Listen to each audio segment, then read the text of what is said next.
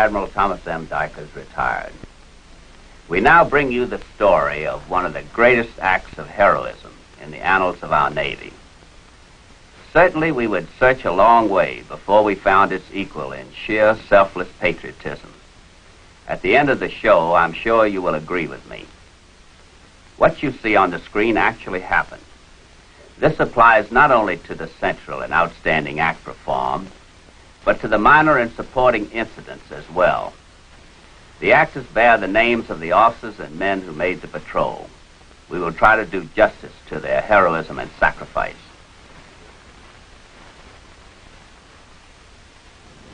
In the fall of 1943, the USS Sculpin had completed her refit and training period at Pearl Harbor. They were making the final preparations for a 9th War Patrol.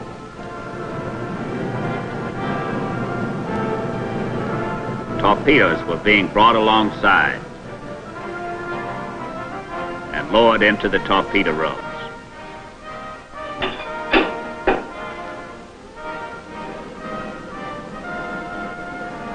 Some were placed directly into the torpedo tubes for delivery where they would do the most good, against a Japanese hull.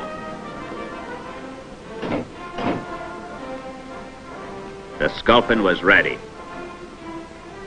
She would make this patrol under a new skipper, Lieutenant Commander Fred Conaway from Forest City, Arkansas. He was an Annapolis graduate and an experienced submariner. The captain was at headquarters getting his patrol instructions, while his officers were killing time playing backgammon and waiting for word on where and how they'd spend the next 60 days. The executive officer was Lieutenant N.J. Allen from Duluth, Minnesota. The engineer and diving officer was George E. Brown, Jr. from New York, a Yale man. Lieutenant Joe DeFries, an Annapolis graduate and the son of an admiral, was the gunnery and torpedo officer. Ensign Max Fiedler from San Mateo, California, had just reported aboard from the submarine school. This was his first patrol. Wish the old man would get back. I'd like to know whether to load that case of long-handled drawers. I'm giving 2 to 1 that where we're going, you won't want to wear any at all. Maybe. But you can always take them off. They send us into cold weather. It's awfully nice to have a pair of woolies. What about the heaters? They're all aboard. I'm sure glad they double for fans. Wherever it is, I don't want it to start too soon. Like I Joe over a barrel. What'd you do with that extra machine gun ammunition, Joe? It's on my bunk right now. No place else to put it. I'm betting you'll find a place before tomorrow morning.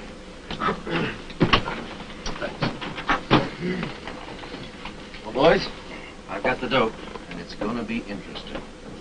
There's nobody on board but the ship's company, is there? No, sir. Good. The Marines are going to hit some island in the Gilberts or the Carolines. The big fleet will be there, bombarding and pounding from the air. They've tossed us the job of intercepting any Japanese reinforcements that might leave their base at Truk, or to knock off any cripples that might try to get in there. Sounds like a big order for one sub, but I guess that's our speed. We won't be alone. The force commander is going to radio Apagon and Spearface to join us in the Wolfpack when the time is right. Which island is it? They're restricting that info to the higher echelons. They said the Wolfpack commander would know. Do we carry him? Yes, it'll be Captain John Cromwell. Oh, no. Oh. He bawled me out the other day for looking like a bilge rat when we were setting those main bearing clearances. Maybe I made a mistake not bringing a tie. It's going to be hard living in tight quarters like this for 2 months with a regulation Commodore, but I guess we can survive it. I thought he was a captain. Well, he is, but he's division commander, so he's called Commodore when you're talking to him. I'll never learn this, Navy. Why do they do that? It makes him feel big. Anybody ever tell you how to get along with a Commodore, Maxie? No. Find out what the son of a gun wants and do it. Captain, Commodore Cromwell is coming aboard. Call it, Maxie, to see who moves in with the chief petty officers. Tail. Want to help me move some 50 caliber ammo? Oh, Fred, just put me anywhere. The ship's officers will need their rest a lot more than I will.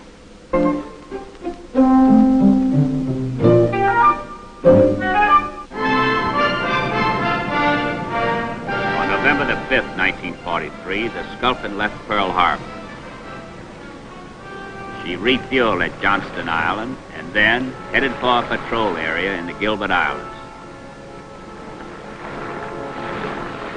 Well, this is all you're going to take to sea with you, Tanny? Cigarettes? Old pair of shoes? Well, no, sir. I got my clothes on. How do you expect to get along for 2 or 3 months without sponging off your shipmates? Well, I didn't figure Hirohito would invite us to tea, Mr. Brown. Look at these old shoes. Well, they're kind of special, sir. Nobody in this torpedo room would go to sea if I didn't have these shoes. Oh? How's that? These are my depth chart shoes. As long as I got them on, nobody's going to hit us. Well, in a case like that, I guess you are well equipped. Oh, Mr. Brown, can you do us a favor? Sure, what do you have? You know Warren, the electrician's mate. Yep. Well, he's a minister, son, and he's real good with the Bible. Well, could you give him a battle station up here? Well, I don't have to look at the charts to tell when we're getting close to the enemy. I just wait for you boys to get religion. We got religion all the time, Mr. Brown. Oh, sure. The minute we get back to port, the religion's tossed over one side, and you boys go ashore over the other. Everybody gets in a few scrapes every now and then. A few scrapes. Why, I've bailed you guys out so many times I know your operation by heart. You stand at one end of the bar and pick a fight, and Tiny here steps in and finishes it. People pick on me because I'm small. Sure. 10 times in one night in Panama. And in 10 different bars.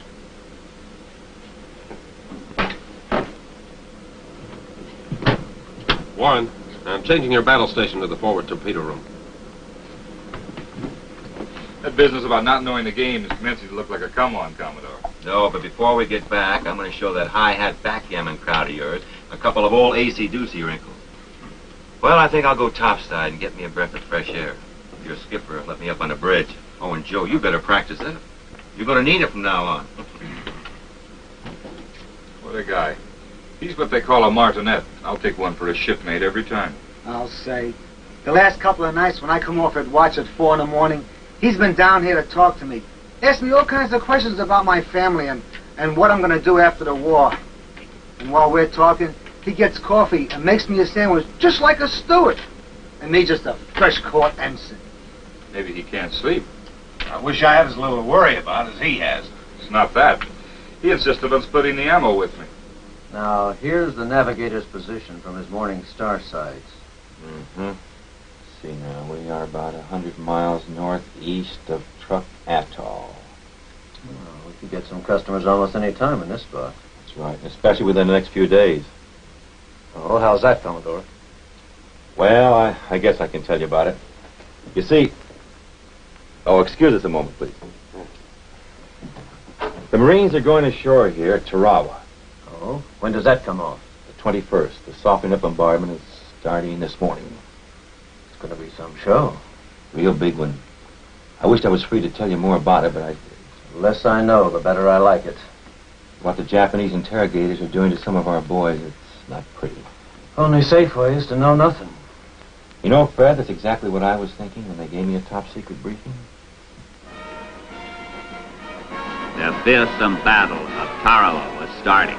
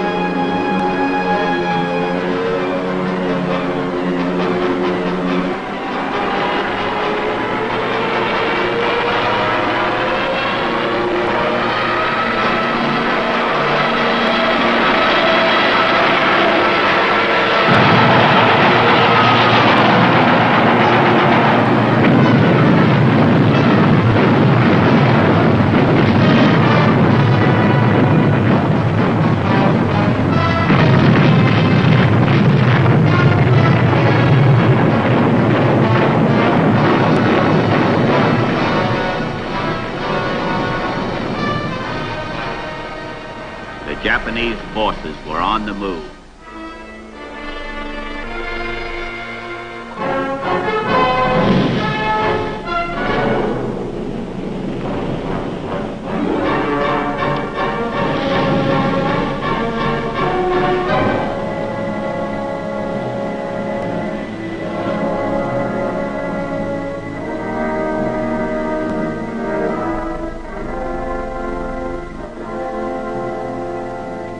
Battle stations, torpedo. Battle stations, torpedo.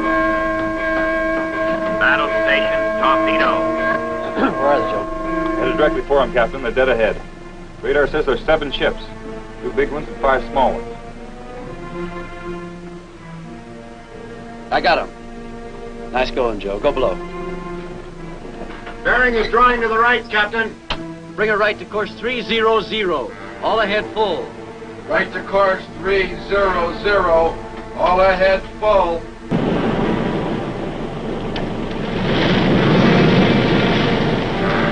Mark, bearing 281, range 11750. TDC and plot both check on enemy course 009, speed 14. Very well. Stand by to dive.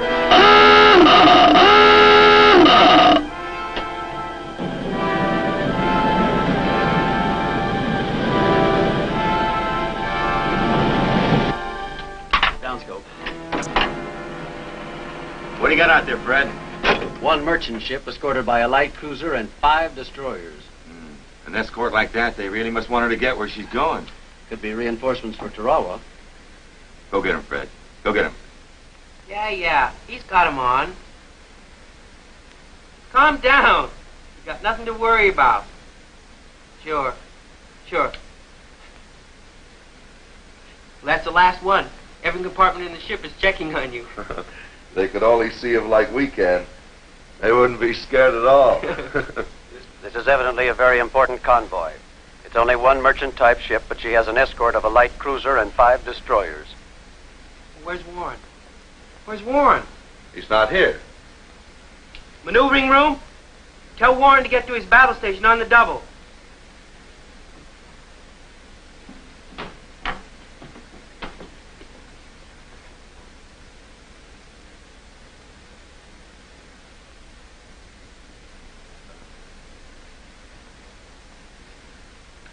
After torpedo room, manned and ready. 1 more look and we'll shoot.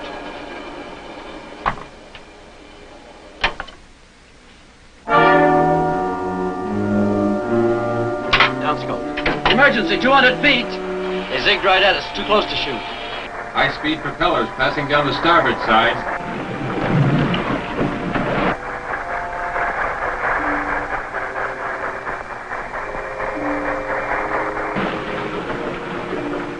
Heavy propeller noises close aboard the port.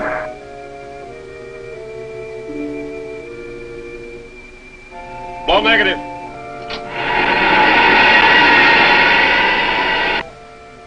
Someday I'm going to figure out a way to muffle the sound of that air. You can hear it for miles. They passed right over us. Mm-hmm. Didn't even know we were here. Let's go after him, Captain. It's getting light now. We'll have to give them enough head start so they won't see us when we surface. Then we'll pop up and run around them. Won't need the dark in here anymore, will we? No, turn on the lights.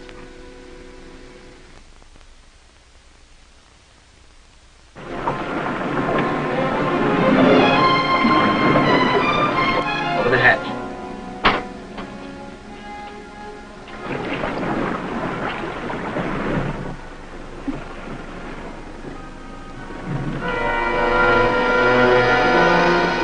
Clear the bridge!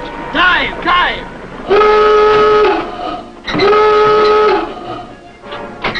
Everybody below, shift listening to the torpedo loop. Take her down, fast. All right, take her down. What happened? They left a sleeper up there, and the waves were so high we couldn't see him in the periscope. He's right on top of us.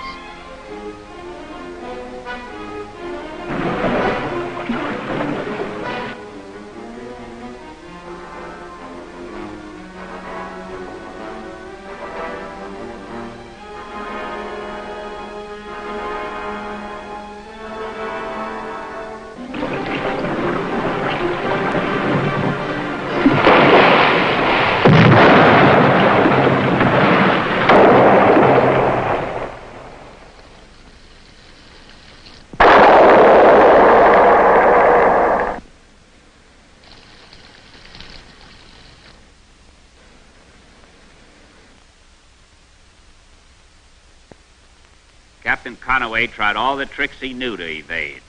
But this Japanese skipper was good. He made one damaging attack after another. To reduce the noise, the air conditioning had been shut down, and the temperature in the ship was soaring. The listening watch says the destroyer started coming in again. What's that? What's that? It sure ain't mice. Here we go, boys. Hold on.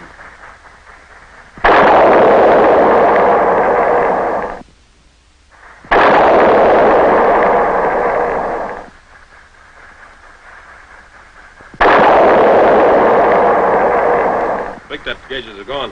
Small one's still okay. The leak is getting worse. We've got to pump bilges or we'll flood the crankcases. Tell them we can't pump now. They'll hear us. We can't pump now. They'll hear us. I gotta pump soon, Captain. Taking a lot of speed to keep her from sinking. We're using up the battery too fast. Now, let's just take it easy, boys. We'll give this guy the slip pretty soon. Bearing 045. The listening watch says he hears a rain squall. Bearing 045. Good, we could use one. Right full rudder. We found a rain squall! We found a rain squall! I knew we had the right combination. What good's that gonna do? They don't mind getting wet. The rain on the water, stupid. It makes so much noise they can't hear us. Okay, George, let's get those bilges pumped. Start the pumps.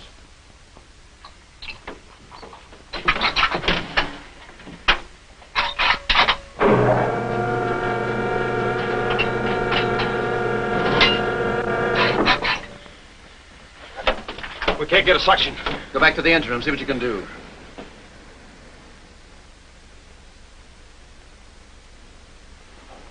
There's nothing blocking the suction line. I just checked it. Well, we gotta get some of this water out of here. Get some buckets and form a line. We'll dump it in the forward engine room. The leak's up forward, all under control, Captain. Thanks, Maxie. Nice going. We'll get along okay. You take over the diving station. You're doing a great job yourself, Fred. We got to take some of the pressure off that leak in the engine room.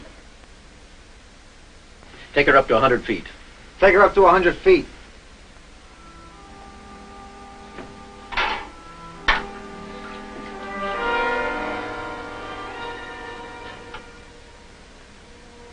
She won't go above 170 feet without more speed, Captain. Feels like we're on the surface.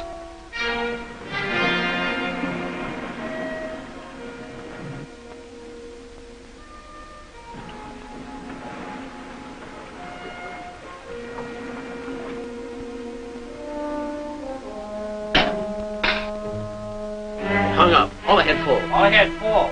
Get under as fast as you can. Full dive. But easy does it now. Maybe they didn't see us.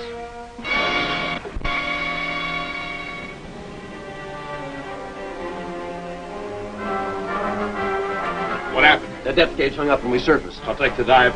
The listening watch reports the destroyer is coming in on another run.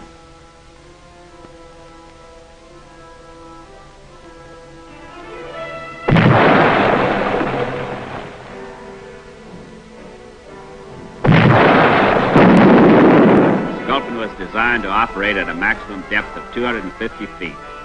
At 350 feet, the gauge reached its maximum reading as she continued to go down out of control. How deep they went, they never knew. The hull should have collapsed long ago from the great pressure. But the Sculpin and her crew were tough. They weren't beaten yet.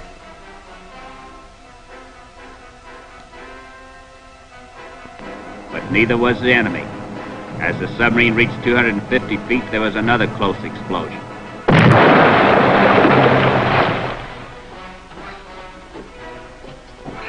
Steering's knocked out. Both forward and aft torpedo rooms report cracks in the hull. Water coming in around the tubes. She won't take another depth charge. Our only chance is to surface and try to get a hit on him with a deck gun. If we can't make him break off the action, school's out. That's right. This way will give our crew a chance to be saved if we don't make it. Have the life jackets passed out.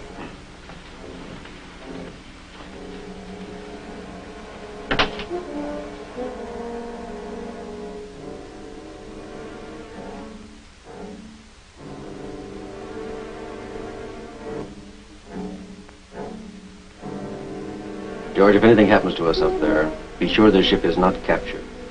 You can depend on it, Captain. Thanks, George. Okay, boys, let's go. Let's get in the works, Joe. Surface!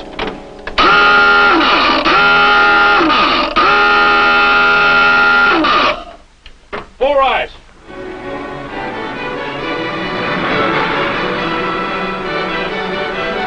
Hit those ballast tanks again. Blow them dry.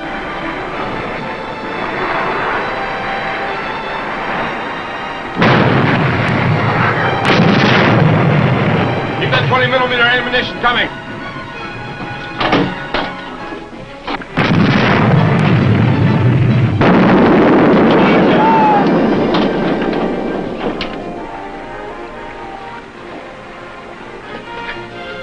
Two holes in the cling tower. They're wiped out.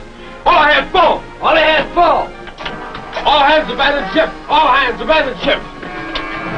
What can we do, Mr. Brown? Really should take the hydraulic manifold. You go forward and you aft. Come back, let me know when all hands are out of the ship. And bear a hand!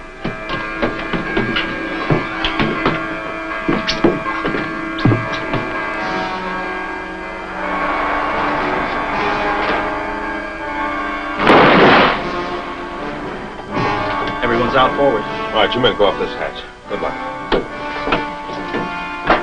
It's time to go now, Commodore. I'm not going with you, George. Oh, I've got to scuttle ship now. You go right ahead. Sir, the enemy will pick us up. Exactly, and that's what I'm trying to avoid. There's too much valuable information in here. Well, that's your decision, Commodore. George, I made up my mind a long time ago. God bless you. Cabrones, open up the vents.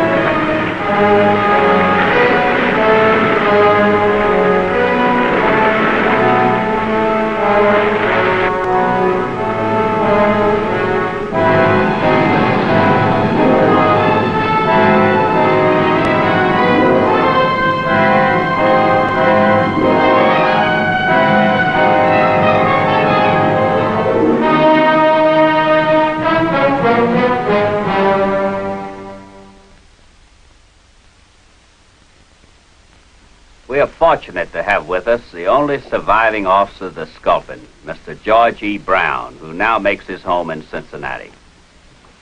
Mr. Brown, I'm sure our television audience would like to hear anything you might like to say. I can't say how proud I am for the privilege of having served with the men of the Sculpin. Individually and collectively, they were the finest group I've ever known. If this country of ours can produce men like these, we'll have nothing to worry about. No matter what I may do in the future, my days with the crew of the Sculpin will always remain the high point in my life. I know that the country is mighty proud of you and the fighting crew of the USS Sculpin. For his great sacrifice above and beyond the call of duty, Captain John Cromwell was awarded posthumously the nation's highest recognition, Congressional Medal of Honor. His act will stand as a shining example of patriotism for generations of military men to come. Please be with us when the silent service reenacts for you another outstanding submarine story.